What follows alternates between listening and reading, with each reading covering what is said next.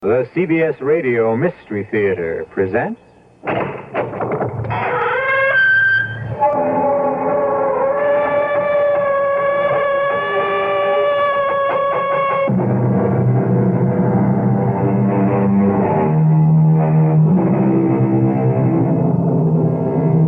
Come in.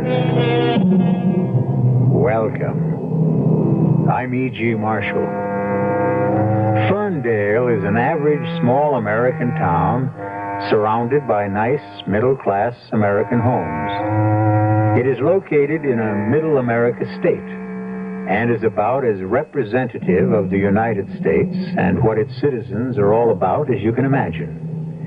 Nobody in an atmosphere like this has any contact with violence or walks in any fear, except who knows what hides in the private jungle beyond any respectable door.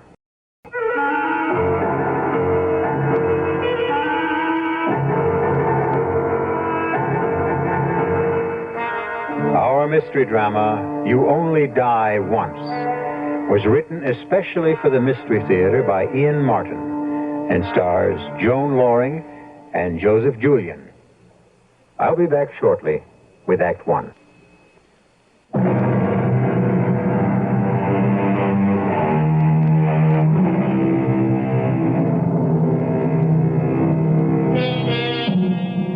Marge Stanley loves her mornings. In fact, she loves her whole life. It suits her. It's just her style. She's naturally a morning person. By 8 a.m., Billy is off for school and her husband Howard off for the bank. Then she has a long, long morning to set the house to rights, laze a little in the bathtub, freshen and dress crisp and smart as always. It's a routine that never tires and is seldom broken. And certainly never as rudely and shockingly as this day that brings terror, violence, and the threat of death to her loved ones and herself. Hey, Marge, come on, snap out of it.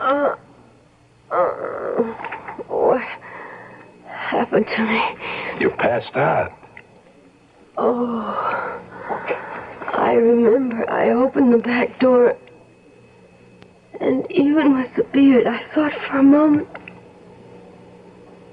but you can't be.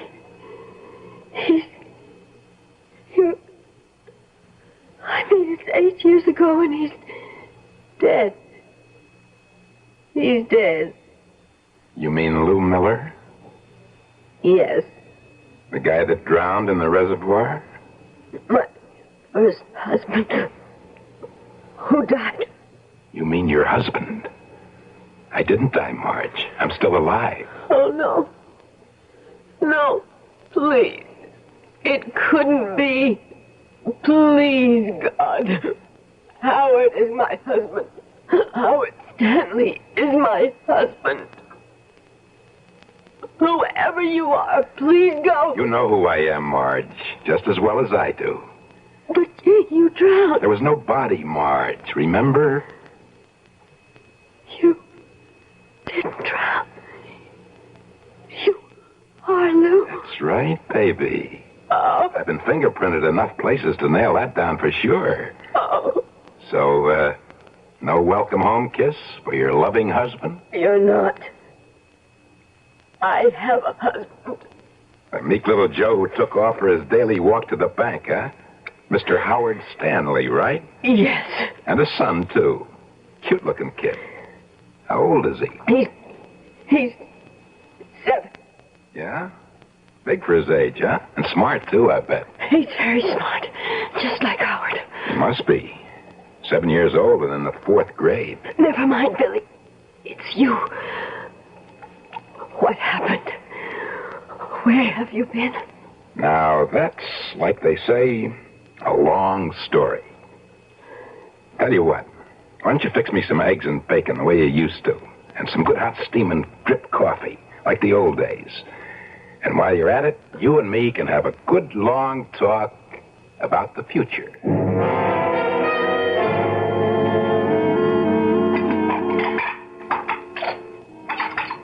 What did you come back for, Lou? I'm your husband. After walking out on me for 7 years? I didn't walk out on you, babe. Remember? I was dead. But you're not. You just deserted me. Did you get a divorce? Why should I get a divorce when everybody's...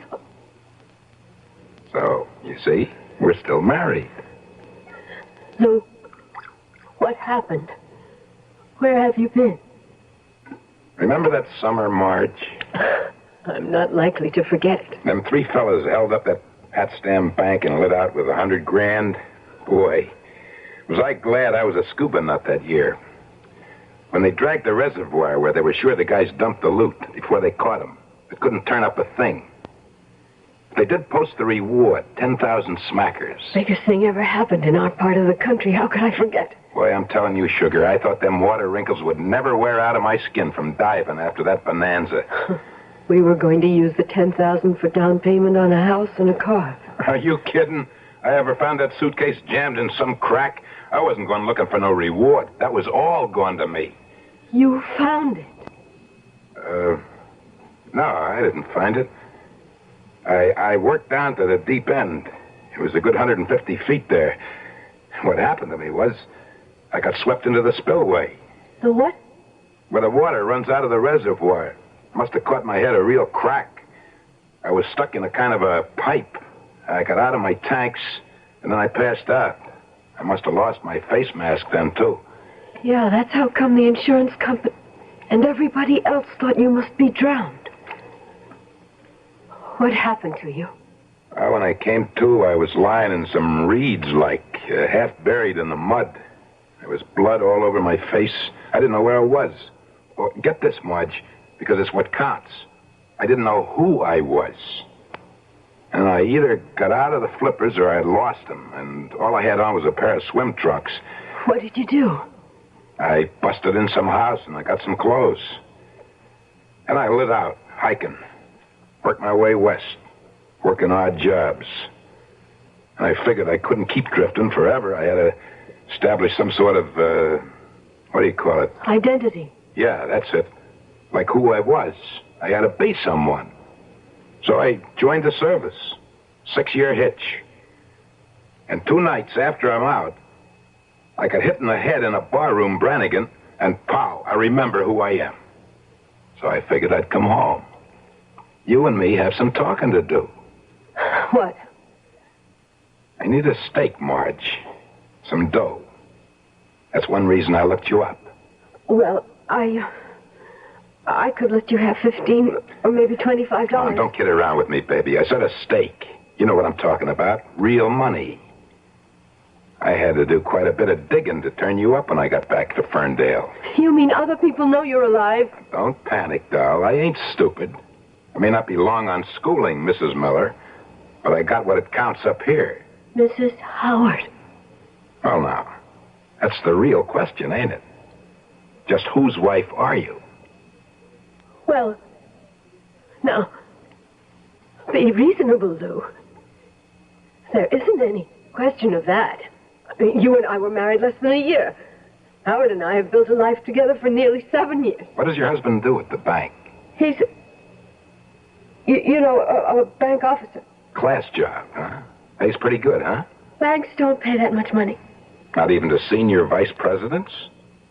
I told you I've been snooping around a couple of days, sweetheart, so don't try any tricky stuff. Now, let's get down to real business. Just what's it worth to you to keep this happy little home you got all in one piece? I don't think I have to tell you what it's worth. I have a savings account. I've been saving for years for a trip we wanted to take. If you'll get out of my life again, you can have it. How much? It's nearly $3,500. And where is it? At the bank. Your husband's bank? Yes. What would you do, just go there and draw it out? Yes. Supposing your husband caught you doing it, how would you explain? I'll go on his lunch hour. He won't have to see me. And where will I be? You can wait here or come with me, whatever you want. And no cops. No mention of any of this. Do you think I want anyone to know you're still alive? that no matter how innocent it was, I've been living with another man as his wife when I wasn't really. You think I want Billy mixed up in this? It's a small town, Lou. And a lot of people are smaller, and this happens to be a terribly important time in my husband's life. Yeah, I gathered from the posters. Running for mayor, ain't he? I don't want to discuss Howard with you. I just want to do whatever I can from hurting that man I love. So I will go to the bank and get the money, or you can come with me. All right, let's knock off all the pretty talk and take a real look at where we stand. Now, you're not paying me off with any measly $3,500. How much do you want? Something in the neighborhood of 30,000 green ones. Oh, you must be crazy. We haven't got that kind of... I had an insurance, Marge, remember? 15,000, double indemnity. Oh. They ever pay off? Well, Oh, come on, then. Don't try to give me any hard time. Yes, they did. So, of course, you blew it all on a new house and goodies. But I'll lay you odds you got a sock full of other dough somewheres. You'll pay off. Why should we? Because you've been living with a man you're not legally married to. I'd get a lawyer's opinion, first of all. And I would be willing to bet right now that no court would hold me or Howard responsible for an honest mistake. You'd have to give back all that pretty insurance money. You can't collect on a corpse that ain't. That could be arranged. Ah, so you do have it socked away. Whether or not we do is none of your business. There's another little thought you might have in mind. How many votes do you think it's going to cost your husband for mayor when I make this public? You're just as much of a louse as I discovered right after I was stupid enough to marry you. Howard will take his chances. I think I can speak for him. Can you speak for him on everything? What are you getting at now? The one other person concerned in all this. Billy. You leave Billy out of this. How can we? He has nothing to do with you. It was a good try, Marge. But what kind of a lunkhead do you think I am? First moment I found out there was a kid involved, yesterday, I went and looked up the birth certificate. Oh. Billy ain't no 7 years old. He's 8. Oh. And as stupid as I am, I can count. That makes him my kid. He doesn't know that, Lou. He thinks Howard is his own father. Okay, baby, we could leave it that way. Just so you come through with the 30 grand. That's the only way you're going to get rid of me now. Until then, you got a monkey on your back.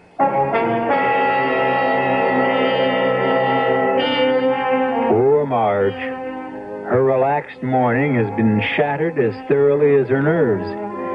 And deep as the threat to her immediate happiness seems, she has no conception of how vicious and violent her fight to protect her family is going to be. With her head swimming, she looks again at the man sprawled on the couch and hopes that it's only some ghastly dream. I'll return shortly with Act 2.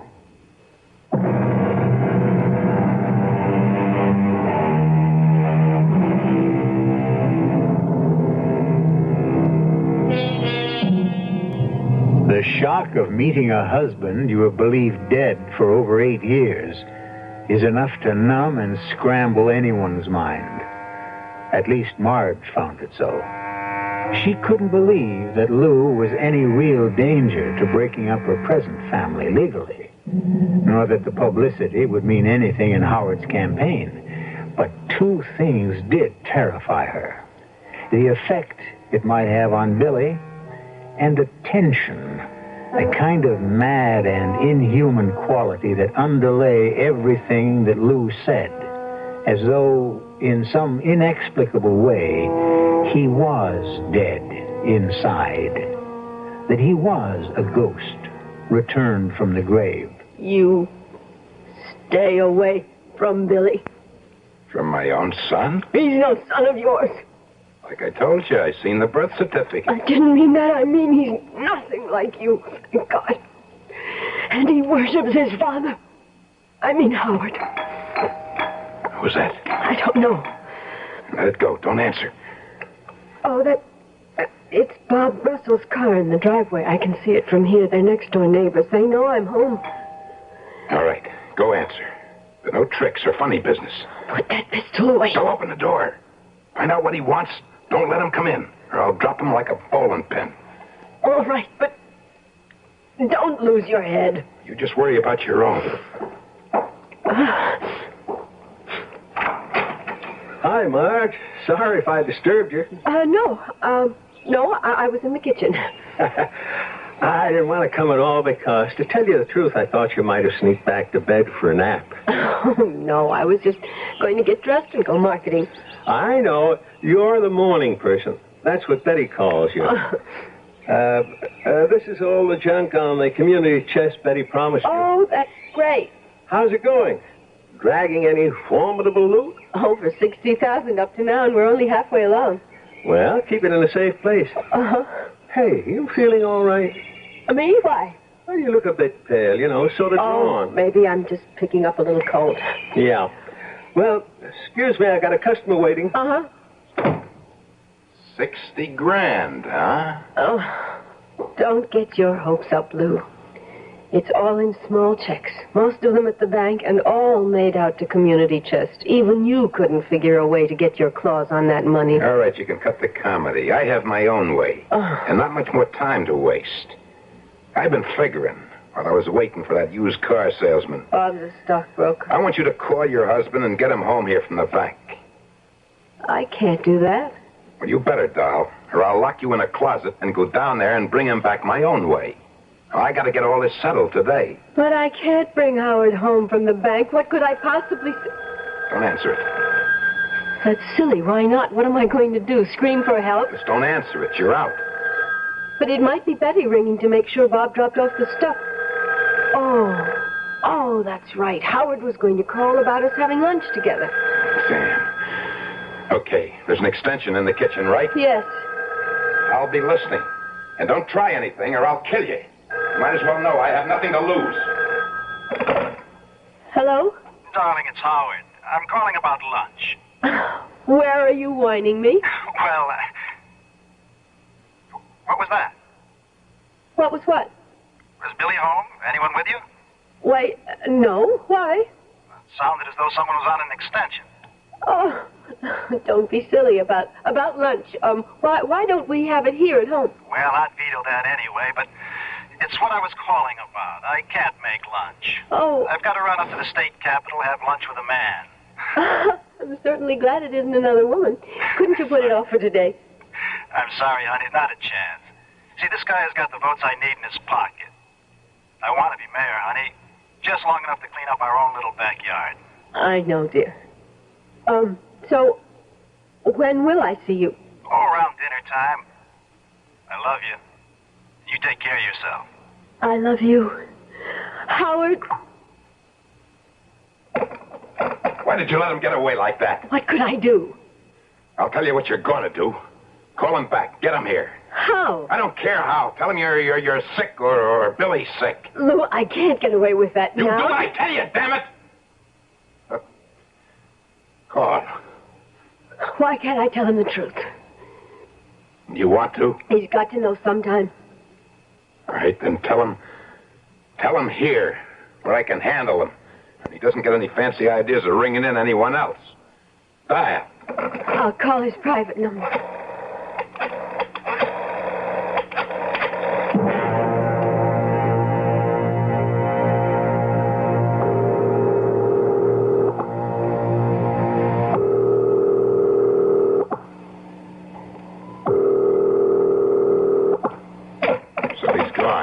You heard for yourself on the extension. Yeah. Well, maybe just as well. Now, look. I'm coming back to something. That insurance money. But it doesn't really exist now you're alive. Listen to me. Please. That hurts. There's a lot more things going to hurt if things don't go my way. Now, first, the insurance money. Where is it? Don't get me mad, baby, or things are going to start getting real rough. When it finally came through, we put it in a custodian account for Billy. Now that's real nice.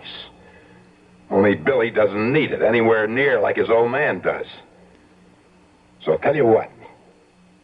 We got it made. Howard's out of the picture. So you and me will just stroll over to the bank. You can draw out the 30 grand and give it to me, and all our troubles will be over. That won't work, Lou. Why not? Because Howard is the custodian, not me. Damn. Why does everything have to go sour for me? Now what are we going to do? I told you I have a little money in the bank. Now let's forget that chicken dribble. You don't seem to realize the spot you're in, Marge. I'm no small-time operator anymore. The chips are all down with me, so I can't lose except all the way. So you better listen to me and jump whenever I tell you to. You don't sound real. Well, this ain't no ghost story, honey. You're going to have to live with this one. And I'm stuck here until that half-pint husband of yours gets back. Why don't you go away and come back this evening? I've got a whole day of appointments. I ain't going nowhere. Neither are you. But this is... It's just like kidnapping. You named it, baby. You named it. All we're waiting for now is the payoff.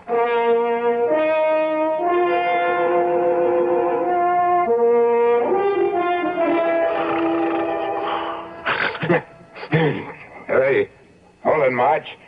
Where do you think you're going? I was just going to the front door. It's about time for Billy to be coming home from school. You just stay away from doors. I'll tie you up. I've been on the go so long, I've forgotten what sleep is. Tie me up? Yeah. I don't want to take no chances you get some crazy idea taken off. We're calling the police. With Billy coming home, I wouldn't dare. To leave him alone with me, huh? Yes. And why would I call the police? You do have some right to be here. Look, I'm desperate, Marge. I'm not kidding you anymore. All that guff about getting amnesia and stuck in the spillway, forget it. I was just trying to keep things nice and simple at first. You found that money in the reservoir all those years ago. That's right. I was going to take off from you anyway. You and me were a mistake from the beginning. Oh, that's true enough. You just wanted kids in a home. I wanted the big time. For a while, I had it. I left my air tank and my face mask bobbing in the middle of the lake, and I swam ashore. I took off for Vegas. Had a run of bad luck, so I blew the 100 grand. I had to get even with the tables, so I used a little muscle here and there with the private citizens to keep myself in bread. You mocked people? Don't look so holier than thou.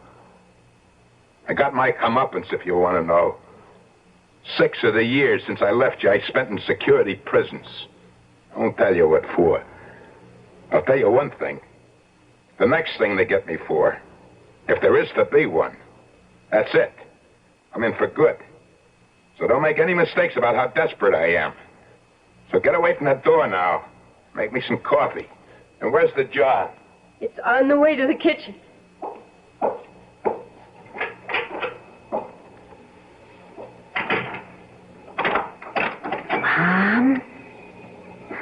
Mom. Good. She's in the kitchen. Just get my guns and strap them on. Better hide unless that's the law. I could use something to eat with a coffee. All right, Lou. Who's Lou? Well, Billy, you just gotta find out. Stick 'em up, Lou. Lou, don't. It's just I Billy. can see who it is. It's the kid. Gee, you turned and hit the floor fast. That's a good trick. I'll tell you another good trick, Shrimp. You ever heist anyone and he turns on you, don't you hold back on the trigger ever. But you were so fast. I could have put a bullet right through you, kid. Is that a real gun? What would I be doing with a real gun? This is just a present for a kid I know. It sure looks real. Yeah, so do yours. Yeah. Who are you? This is a friend of your Uncle Ralph's, Billy. Right, Lou? Yeah, that's right. You could call me Lou. I'm Billy. Put it there, partner. Shake. Your Uncle Ralph just wanted to make sure you liked the guns. So I said I was passing by and I'd stop in and check. Oh, they're super.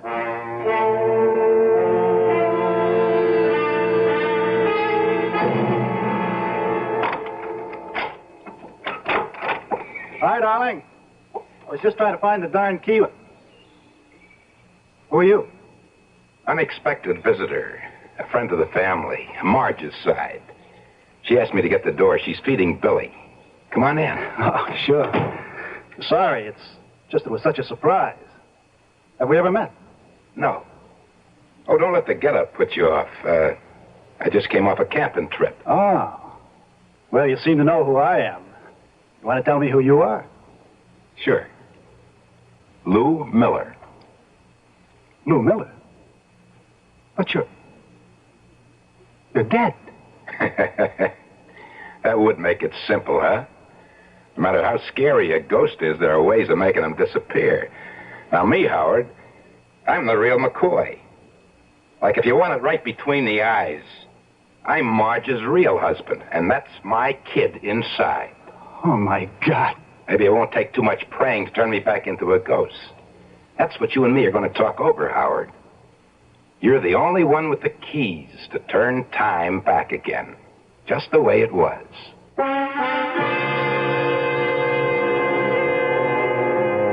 A completely stunned Howard can only stare at this specter from the past.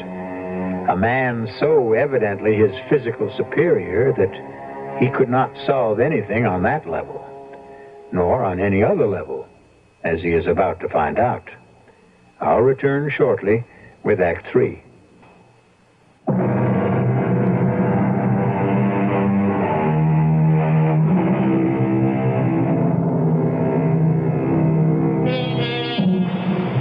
Howard is about to have his first meeting with something which neither you nor I, or at least most of us, would be able to handle.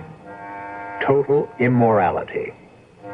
And it takes not much longer than a few minutes both to tell Howard the story of Lou, and very little longer to realize that he is dealing with a man who has nothing left to lose.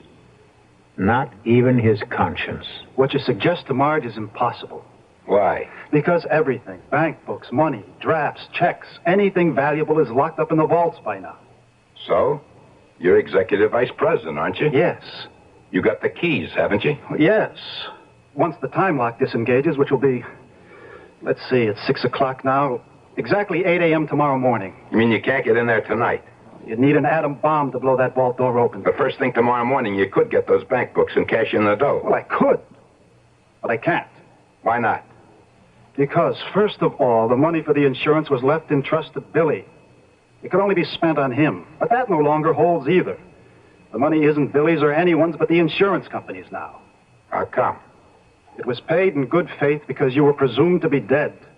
And you are quite manifestly alive. Now, look, don't give me none of that lawyer double talk. Who knows I'm alive, except you and me and Marge? Look, suppose I did go along with you. As soon as you'd leave, what's to stop me from going to the police and telling them what's happened? For this chicken feed, not much. Wouldn't be worth coming back to put a bullet hole through your head, or Marge's, or the kids. Your own son? Who wants him? I never did. One big reason I lit out. You're welcome to him. Daddy. Why didn't you come in and see me as soon as you got home? Well, I knew you were eating dinner. We have a visitor. He heard his father's voice, and there was no holding him. Want to see some of the tricks Uncle Lou's been showing me with my gun? Uncle? Lou's a friend of Ralph's, Howard, and just sort of got made an honorary uncle. It's all right, Marge. I know who Lou is. Oh, The twirly parts I'm not so good at yet because my hands are kind of small, and I haven't had enough practice, Lou says. But I'll show you one thing he taught me. Turn around, Lou. Billy, I really think... It's okay, Marge. Let the kid have his fun. Okay, I'm turning my back. I don't know you're there. Stick 'em up. Ah, you got me. Dead center. Ah. See, Daddy? See? If you're going to heist a guy and he starts to turn on you, hit the trigger right away. That's what Uncle Lou taught you? If you don't want to find yourself dead, But supposing the other man doesn't have a pistol? Who takes chances? Besides, Billy knows I have one. Still there, you see? That's not a real pistol either. Oh, of course it isn't. Who'd have a real pistol in this house? Can we play some more now? Nope, Billy. That's enough. Time for bed. Let's go. But I don't want to go to bed. I want to play some more. It's time, son. Oh, well, okay. You'll come up and say goodnight too, Uncle Lou. Sure. If you take off right now with your mother. Okay, chum. Up the wooden hill. You always say that. It's a staircase. It's what my mother always used to say to me. He's a cute kid. You wouldn't think it, but I really go for kids. And them for me. Him and me can have a real ball this weekend. You're not welcome in this house. What's the matter, Howard, boy? You afraid I'm going to let Billy know you ain't his real father? For his sake. It would be better for your son not to have his whole life shaken up. Well, I got news for you. If you and Marge don't play things my way, this whole family's going to get shook right out of sight.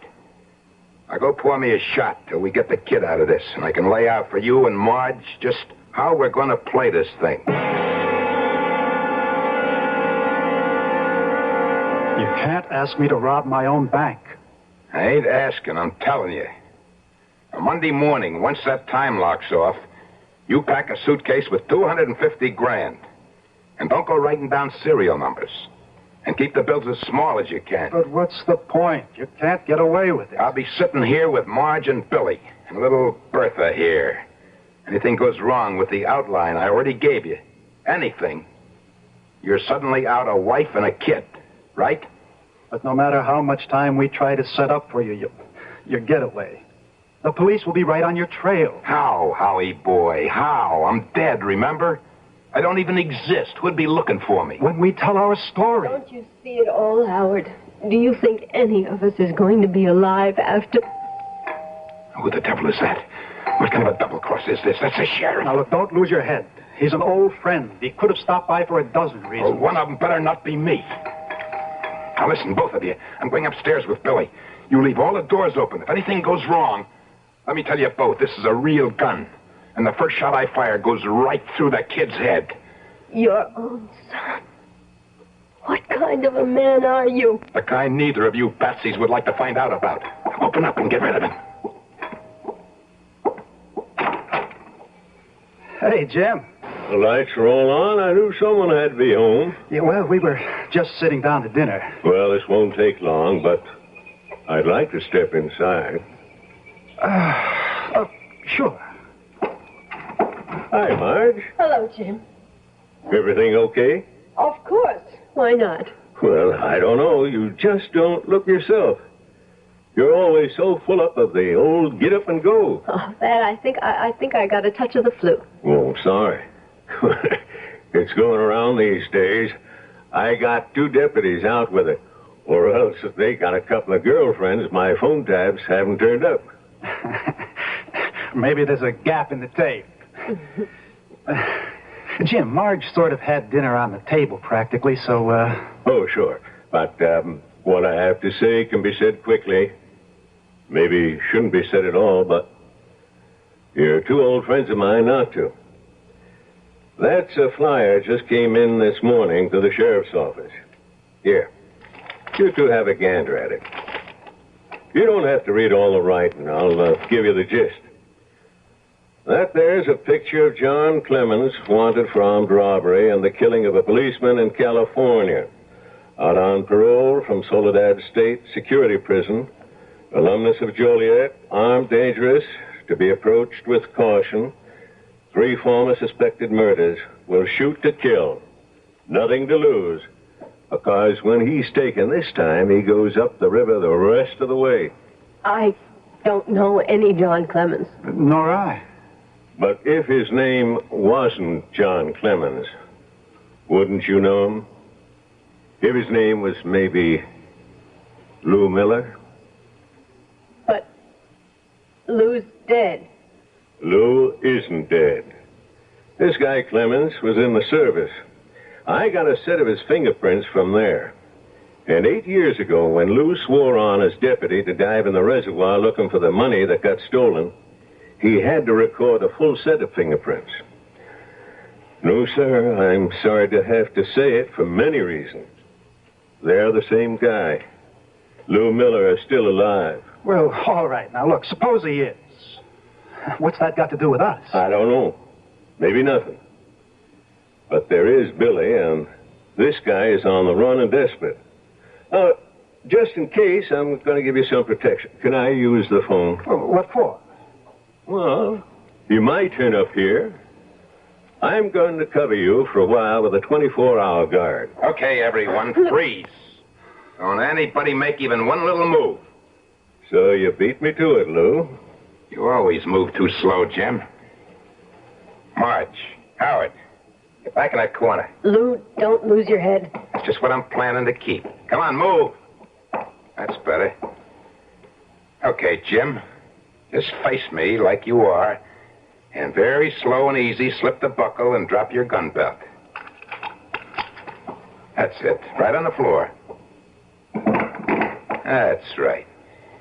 Now, you got any rope, heavy cord, wire, adhesive tape in the house? Come on, come on. You know I ain't got nothing to lose by now. Want me to shoot you instead of tying you up? I just bought some new rope for... Oh, what difference does it make? It's in the kitchen closet. Okay, everyone. Now just let's move out to the kitchen. Careful. Real careful. That's it. Keep moving. Don't try anything. Into the kitchen. That's it. Now, I'm just staying here in the door. Marge, you sit at the table. You too, Sheriff. Howard, fetch the rope. Stick 'em up. Marge! See, I did it right again, Uncle Lou. Billy, where did you get that gun? Well, you took mine away, and then you were all playing games, and everybody else was having fun, so I came downstairs, and I found this heavy old gun by the living room door. Gosh, it makes a loud bang, doesn't it, Uncle Jim? Well, it sure does, Billy. Marge, why don't you take Billy back to bed? But I want to say goodnight to Uncle Lou. Billy, son, don't spoil the game. Uncle Lou's just playing possum to make you look real good. Now, don't spoil his game, huh?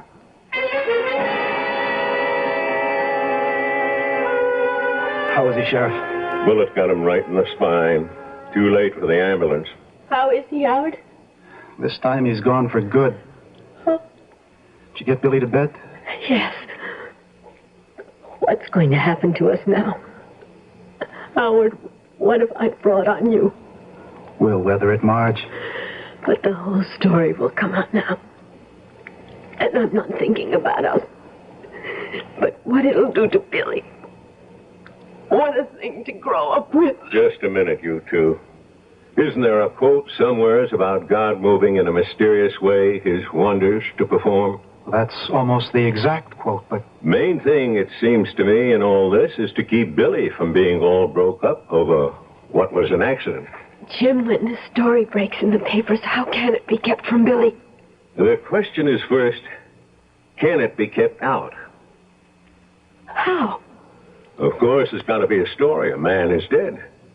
But a story about what man? I don't understand you.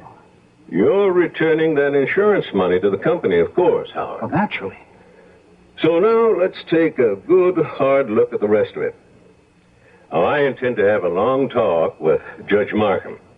Now, I can't answer for him, of course, but I've known him all our lives. Now, if I was in his place, here's the way I see it. This man's legal name is John Clemens. He's been using that name for over 8 years. He's a known killer.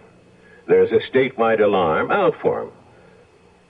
So now, here's me, the sheriff, an old friend of yours, visiting for the evening, when this John Clemens tries to pull off a heist.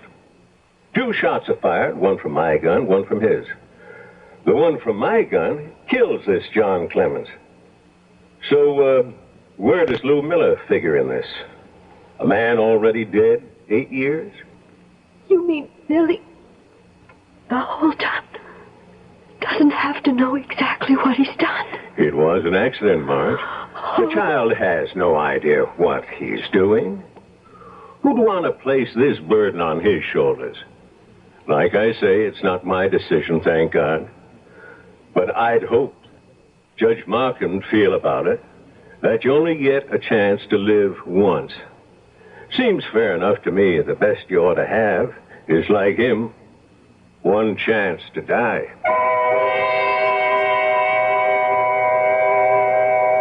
What would you do? What would I do? Faced with a decision like this. Open up an old, closed Pandora's box and saddle an 8-year-old child with a swarm of circumstances he's not equipped to handle and mark him for life? Or leave the alternative truth that a man who chose another life and another name and who long deserved to die finally met his comeuppance, killed by a bullet fired in self-defense. Perhaps the sheriff said it best. God moves in mysterious ways. I'll be back shortly.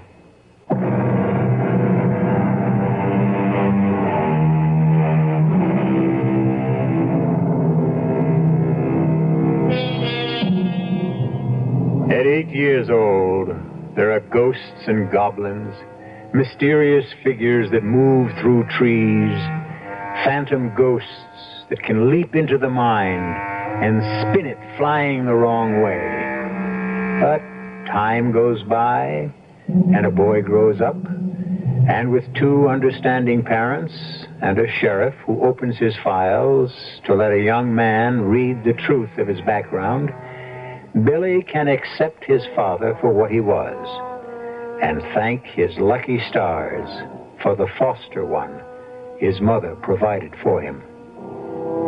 Our cast included Joan Loring, Joseph Julian, Tom Keena, Dan Acco, and Hetty Galen.